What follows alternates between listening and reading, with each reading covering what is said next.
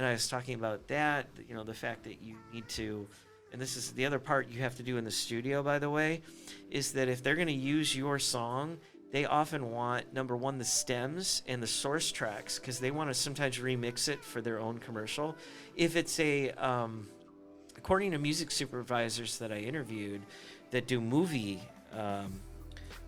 trailers, it's a 5-part thing that they always do. They want just the right emotion at just the right moment. They're going to chop up your music to pieces.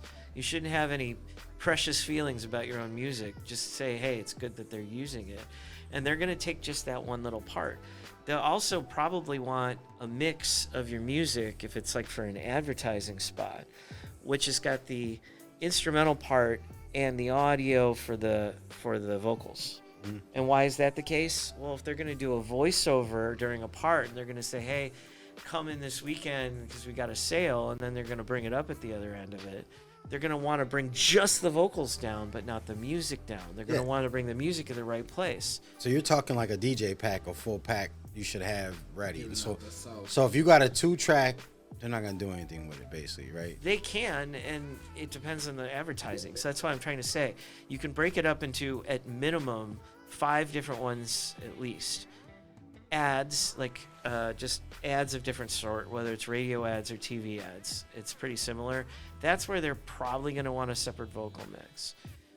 You have TV shows that they're less likely to try and do something with the vocals. They just want a good solid mix for that. Movie trailers, which I just talked about, entirely separate music supervisors do that kind of work, and directors. Completely different.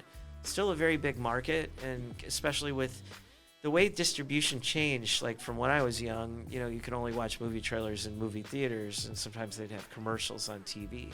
Now they have literally hundreds of millions of views on YouTube, so it's actually big business, and they want to make movie trailers, and usually movie trailers don't use the music from the movie itself. That's usually not the case. They use other music for it. To get you pumped, right? To get you inspired. well, like they were trying to hit just the right emotion at the right second of this commercial. Seriously, like I was talking about. This is straight from an interview that I did with one of those guys, and that's the case.